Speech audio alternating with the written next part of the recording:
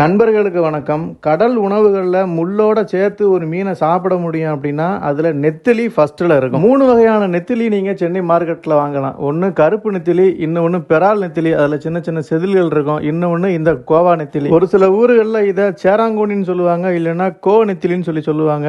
ஆக்சுவலாக இது வெள்ளைக்கிழங்கா மாதிரியே. இதை சுத்தம் பண்ணுறதும் ரொம்ப ஈஸி. தலையை மட்டும் கிள்ளி போட்டால் போதும், வாழை கட் பண்ணுங்கிற அவசியம் கிடையாது. சென்னை மார்க்கெட்டுகளில் இந்த சைஸ் நெத்திலி 1 கிலோ 250 இருந்து 360 ரூபா வரைக்கும் அதிகபட்சமா விற்கிறாங்க. இந்த நெத்திலியை அப்படியே முள்ளோட சாப்பிடலாம் அப்படின்ற ஒரே காரணத்துக்காக நிறைய வீடுகளில் வாங்க மாட்டாங்க. காரணம் என்ன அப்படின்னா, இதை பொரிச்சுக்கிட்டு இருக்கும் போதே பாதி எடுத்து தின்னுட்டு போயிடுவாங்க. அப்புறம் சோத்துக்கு இனத்தை வச்சு திங்கிறதுன்னு வாங்க மாட்டாங்க. உண்மையிலேயே இந்த நெத்திலியை சாப்பிட்டு ருசி பார்த்தவங்க வேற மீனுக்கு போக மாட்டாங்க. இந்த மீன் இருந்துச்சு அப்படின்னா கண்டிப்பா வாங்கிட்டு போயிடுவாங்க.